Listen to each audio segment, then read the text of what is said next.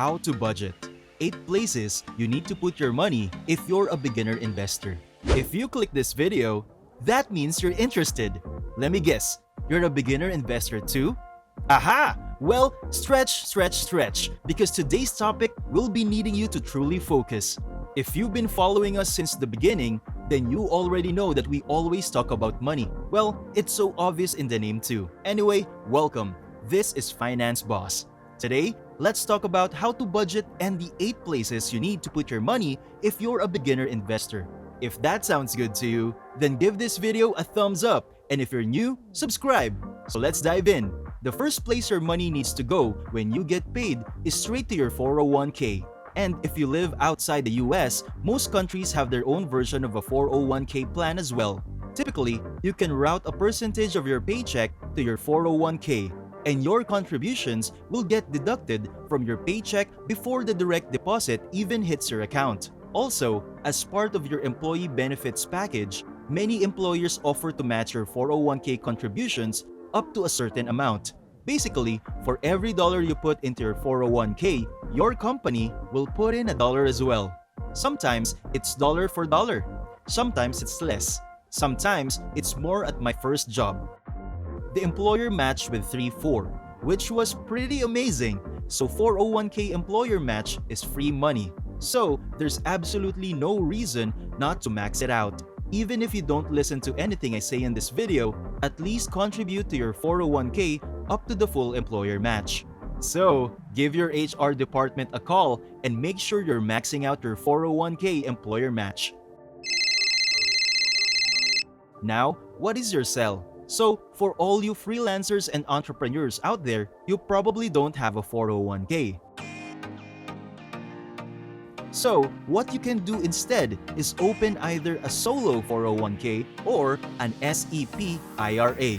The solo 401k is basically a 401k plan that you create for your own business. Okay, so far, you've contributed a fixed percentage of your paycheck to a 401k up to the full employer match.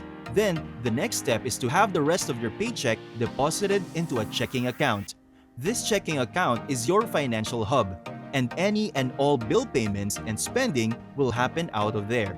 These days, everything is done electronically, and most people just get paid via direct deposit anyway. So you really don't need a bank with brick and mortar local, because they often just embed the cost of maintaining that in like account fees and a bunch of other fees that you really don't need to be paying. There's a lot of great online-only checkings accounts. The one that I use is the Fidelity Cash Management accounts, which offers practically everything you could possibly want in a checkings account. So, you get all ATM fees reimbursed. It pays 0.8 to 2% interest, which is hell of a lot more than most checking accounts. There's no required minimum. They charge no overdraft fees, and of course, it's FDIC insured up to $1.2 to $5 million. And obviously, there's no monthly maintenance fees whatsoever. These checking accounts also offer savings accounts that pay really high interest, like 1.8%, which nowadays is a lot. And these savings accounts are perfect for your emergency fund, which is exactly what I'm going to talk about. Next up is the emergency fund. What you're going to do next is to set up an automatic recurring monthly transfer to a separate savings account. I talk more about high-yield savings account options in this video, so check it out to learn more. But bottom line, you want to get as much interest for your money as possible, because why not? It's free money. Building up an emergency fund is always step numero uno in personal finance, because it helps you stay out of debt. And next time you get hit with something unexpected, like your car breaks down or your pet gets sick, you don't have to stress about how you're going to pay for it. Ideally, you have about 3 to 6 months set aside in your emergency fund. That does take a while to build up.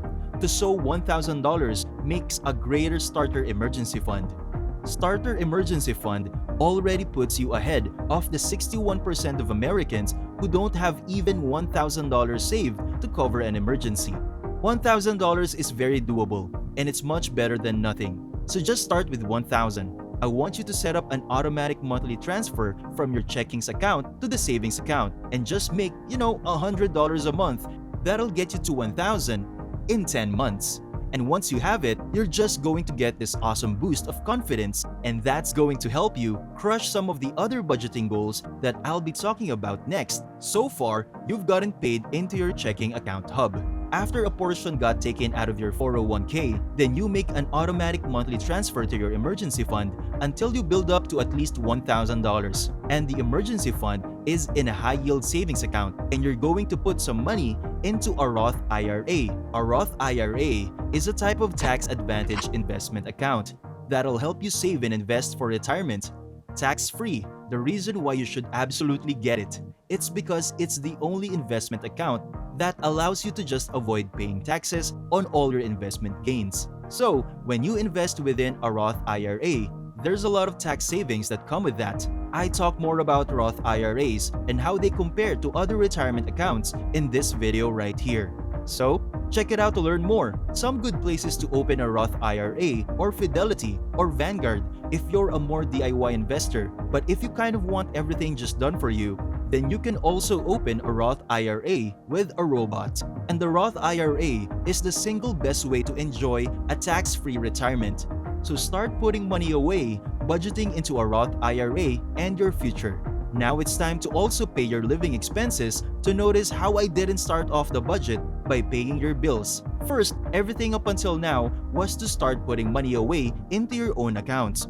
This is called paying yourself first. So, after you funded your 401k and your emergency fund and your Roth IRA, you're going to use what's left in your checkings account to pay for your rent, utilities, insurance, and groceries. What's important is to distinguish between needs versus wants. So groceries like rice and vegetables are a need, but a $7 bag of kale chips is a want. A monthly subway card to get to work is a need, but Uber rides are a want.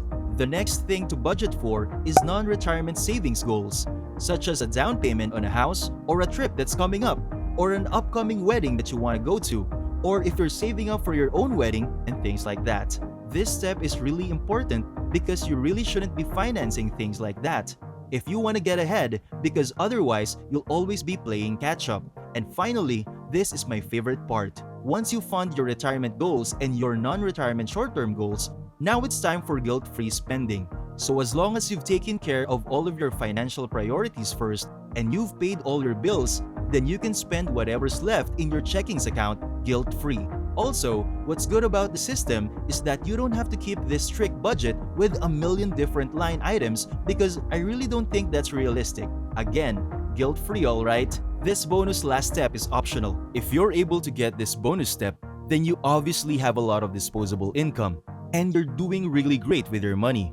So the key is not to let lifestyle eat up all that extra money. So that's it for today's video on budgeting for beginners. Tell me what you thought in the comments. Furthermore, remember to subscribe to my channel and hit the notification bell since I post new videos about money each and every week.